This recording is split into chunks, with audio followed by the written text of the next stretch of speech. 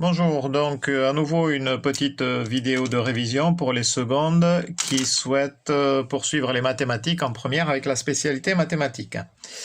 Donc là, je suis en train de tracer des petites choses comme ça.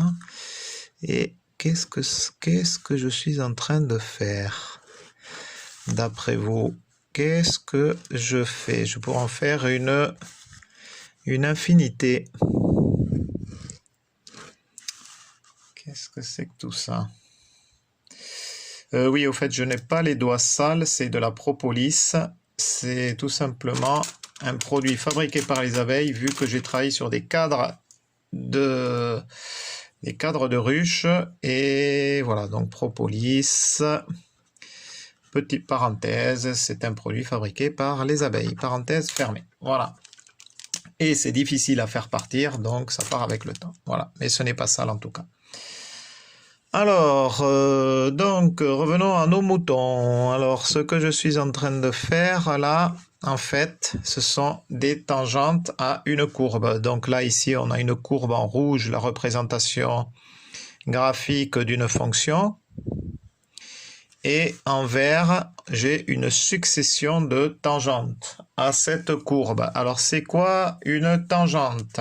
Déjà, une tangente, c'est une droite. Donc ça c'est important, c'est une droite. C'est une droite qui va toucher la courbe en un seul point, mais sans jamais la traverser. En fait, elle va à peine l'effleurer. Donc là, j'ai une succession de tangentes. Il y a donc une infinité de tangentes à une courbe, bien évidemment. Alors pourquoi je vous dis ça? C'est que vous devez savoir, pour bien anticiper, pour bien préparer la première, et vous devez savoir ce que c'est qu'une équation de droite. Donc une équation de droite est de type mx plus p, avec m et p sont des nombres réels. En troisième, vous aviez appris que c'était AX plus B, ça revient au même, hein, A et B, c'est des nombres réels aussi. Simplement, pourquoi on dit maintenant MX plus P? Parce que tout simplement, le petit a, petit b, petit c, ça va nous permettre de généraliser les fonctions polynomiales du second degré. Donc, c'est pour éviter la confusion, tout simplement. Donc, ce qu'il faut se rappeler, ce que vous devez réviser, c'est ce fameux coefficient directeur aussi, comment on le détermine. Donc il y a plusieurs façons de le déterminer. Alors on dit coefficient directeur, on peut dire aussi ça correspond à la pente de la droite. Je vous rappelle, donc si le coefficient directeur est positif, la droite est croissante. Si le coefficient directeur est négatif, la droite est décroissante. Vous devez aussi savoir déterminer quand est-ce que la droite coupe l'axe des abscisses. C'est-à-dire quand est-ce qu'elle s'annule. Voilà. Donc, oui, quand est-ce qu'elle s'annule, c'est-à-dire quand est-ce que la fonction qui correspond à la droite s'annule. C'est ça que, autant bien préciser les choses. Donc, pour calculer ce petit thème aussi, on parle de taux d'accroissement. Alors, prenons par exemple la droite AB. Donc c'est une droite qui passe entre autres par les points A et les points B. Donc on va dire le point A de coordonnées XA, YA et le point B de coordonnées XB, YB. Donc petit thème, c'est tout simplement YA moins YB sur XA moins XB. Donc ça, vous devez savoir le faire. Alors si j'avais commencé par au numérateur par YB, j'aurais fait YB moins YA. Donc en bas, au dénominateur, j'aurais donc mis XB moins XA et j'obtiendrai forcément le même résultat. Voilà, donc tout ça, il vous faut le réviser. Alors pourquoi? Parce qu'on s'apercevra que le coefficient directeur des tangentes correspondra à la dérivée au point d'intersection entre la tangente et la courbe, à l'abscisse en tout cas.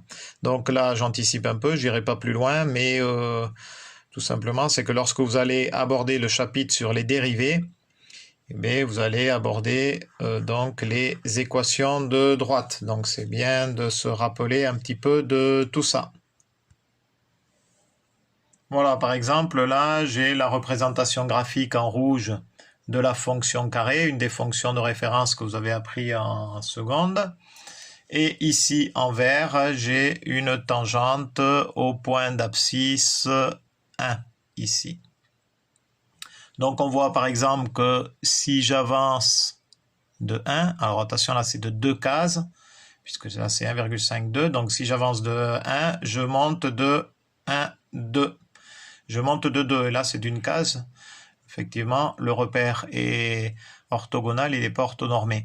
Donc, le coefficient directeur de cette tangente, c'est 2. Le coefficient directeur est positif. C'est normal, on voit bien que la droite est croissante.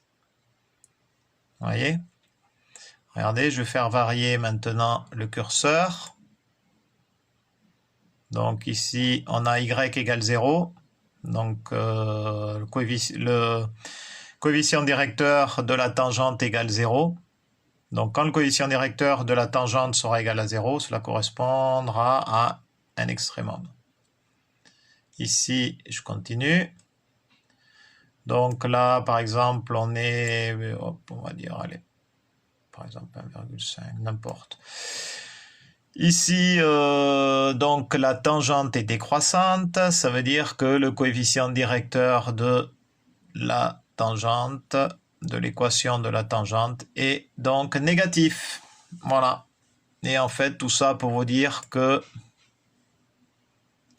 lorsque on aura la dérivée qui sera négative sur un intervalle donné, la fonction sera décroissante. Et lorsque la dérivée sera positive sur un intervalle donné, la fonction sera croissante sur ce même intervalle. J'espère que je n'ai pas dit le contraire là, dans ce que j'ai dit. Je reprends. Donc, dérivée positive, la fonction sera croissante sur ce même intervalle. Dérivée négative, la fonction sera décroissante sur ce même intervalle.